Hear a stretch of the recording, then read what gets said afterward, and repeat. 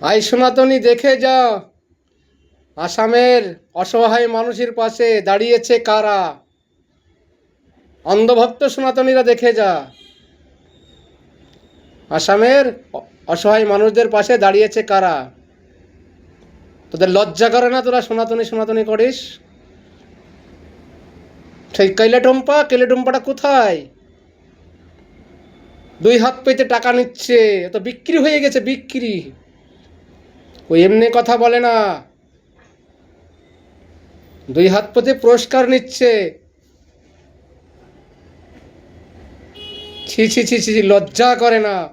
মানুষের একটা ধর্মের পরে কটু কথা বলে পয়সা নিচ্ছে আর তার পুরস্কার করছে। আর আসামের কোটি কোটি মানুষ না খেয়ে মরে যাচ্ছে, সেখানে কোনো দান করতে পারছে না। আবার কিছু অন্ধভক্ত সনাতনীরা আছে, তারা খালি বলে আই জিহাদি দেখে যা সনাতনীর ক্ষমতা।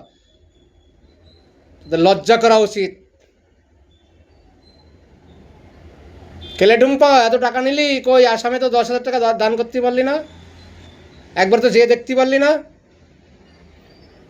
সেই জিহাদিরা যে সেখানে দান করছে, জিহাদিরা তাদের পাশে দাঁড়াচ্ছে।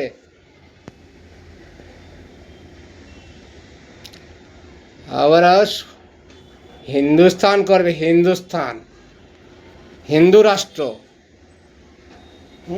লজ্জা করে না?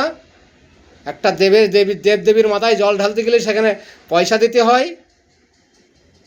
কই তা নিয়ে প্রতিবাদ করছিস না? এক খৈনির প্যাকেটে গণেশের ছবি আছে, যে গণেশের ছবিটা সে কারখানার মালিকটা কে? কেলেটুম্পা, আগে যে দেখ কারখানার মালিকটা কে। সেই কারখানার মালিককে ধর, যেন খৈনির প্যাকেটে তুমি গণেশের ছবি লাগিয়েছো। কোনে কিউআর কোড স্ক্যান করেছে, সেখানে গণেশের ফটো রয়েছে, তাই দেখছে।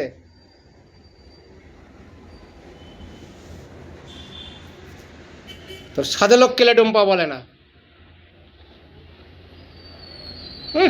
ভাই জিহাদি দেখে তো, ভাই বোনের ক্ষমতা। তোর ওই ক্ষমতা তুই আর 2 দিন পরে বলবি আই জিহাদি দেখে যা, ভাই ভাতারি ক্ষমতা। এখন তো চলছে ভাই ভাতারি, বাপ ভাতারি,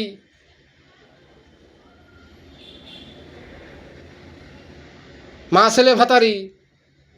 সেগুলোর প্রতিবাদ করিস না, যে সনাতনীদের কলঙ্ক হচ্ছে। এটা সনাতনীদের কলঙ্ক হচ্ছে, এটা আমরা করব না।